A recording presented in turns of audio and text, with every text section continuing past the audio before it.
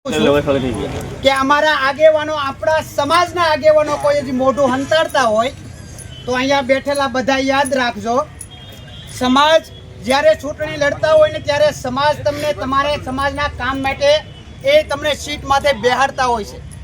આજે હું એવું કહેવા માંગુ છું કે મારા સમાજને તમારી જરૂર છે. તમે કઈ હોદ્દો લઈને બેઠા હોય તો મારા સમાજને તમારી જરૂર છે.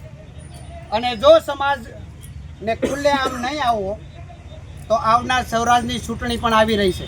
2027માં પણ ચૂંટણી આવી રહી છે.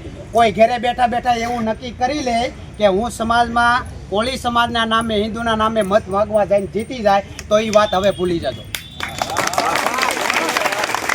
અને મારા સમાજના યુવાનોને કહેવા માંગુ છું, એક પણ પ્રકારનો તમારામાં ડર નહીં રાખતા. હવે આપણે એક થવાનો સમય આવી ચૂક્યો છે.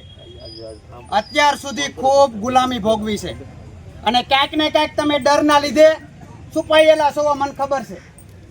અને કેમ છુપાયેલો છો મને ખબર છે, પણ હું તમારી સમક્ષ મીડિયાના સમક્ષ કહેવા માંગુ કે 2 કરોડથી 2.5 કરોડ આ ગુજરાતની અંદર કોળી સમાજ વસેલો છે.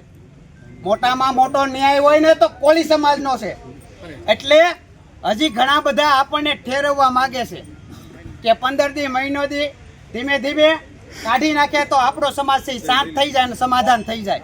અમારે અમારો ન્યાય જોઈએ, અમારે અમારો નવનીતભાઈનો ન્યાય જોઈએ. ત્યાં સુધી કદાચ આવા 3 મહિનાની 100 મહિના આવી જાય ને તો લડત મૂકવાના નથી.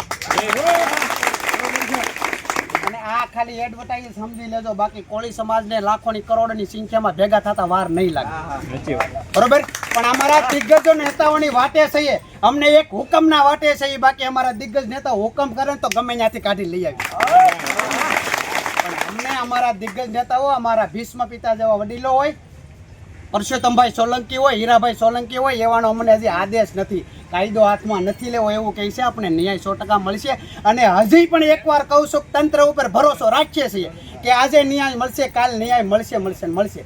અને નહીં મળે તો અહીંયા જે હિન્દુ પરિષદ અમારો સરપંચોથી શરૂઆત કરી, અને હું સરપંચોનો હું આભાર માનું છું સાહેબ કે એને આ લડત આ બીડું ઝડપ્યું કે જો ન્યાય નહીં મળે ને તો પહેલું રાજીનામું અમે બધા સરપંચો આપીએ, પછી રાજીનામું તાલુકા સદસ્ય આપશે, જિલ્લા સદસ્ય આપશે, તમામ જે રાજકીય ક્ષેત્રમાં છે ને બધા રાજીનામા આપી દઈશું.